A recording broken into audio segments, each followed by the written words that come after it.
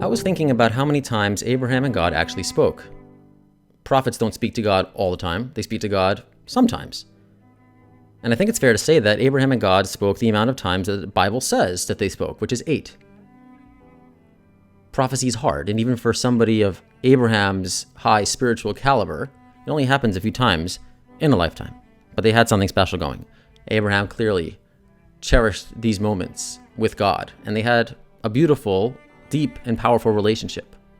The last time that God speaks to Abraham, God instructs Abraham to sacrifice his son Isaac. Abraham obediently follows the instructions. At the last moment, the project is canceled. Abraham is told not to sacrifice his son. But the text tells us that the project was not canceled by its producer, God. It was canceled by an underling, a messenger, an angel. An angel of God gives Abraham the notice that Isaac was not to be harmed, and then Abraham returns home. And he never hears from God again. Not once. No contact. Silence. Can you imagine how Abraham must have felt? This had to bother him. It's devastating. Those incredible conversations with God over the years were the highlights of his life. And then silence? Abraham must have been killing himself over what he must have done to deserve silence from his beloved God. What did he do to cause this rift? He was in pain. There's agony here. Abraham's calling out to God, and God does not answer. That means that in the years following the binding of Isaac, Abraham loses his wife Sarah, Isaac is living elsewhere, Ishmael is long gone, no family in his life, and now God, too, is out of the picture. Wow. That must have been so hard for Abraham. Imagine what that's like, to lose contact with everybody important in your life, especially God. Abraham must think he must have somehow broke God's heart. Abraham must be feeling so sorry for what he must have done to deserve the silence. Thinking about Abraham's emotional state in this moment brought me directly to Adele's Hello.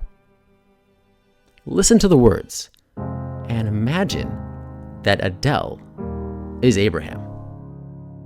Hello, it's me.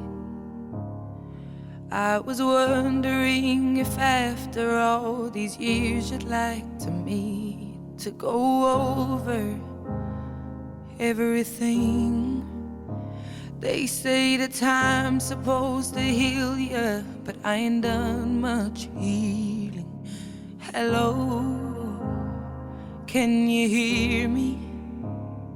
I'm in California dreaming about who we used to be when we were younger and free.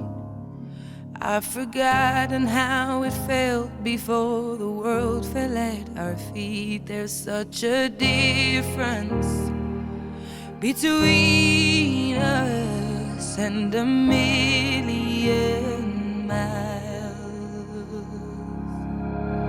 Hello from the other side.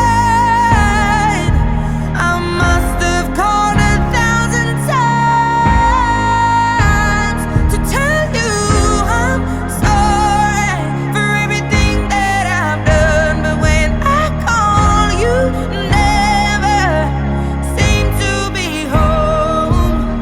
Hello from the outside.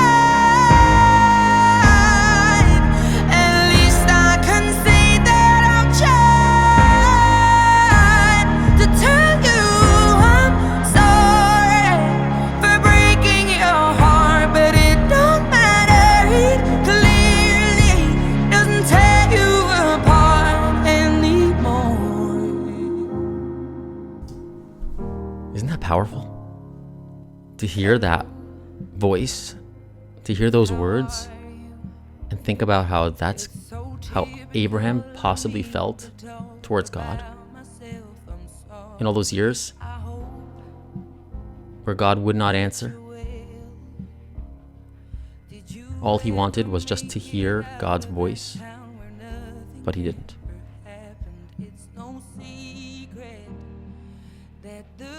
On a meta level, the lesson here is how incredibly deep and beautiful and human the stories of our patriarchs in the Bible can feel.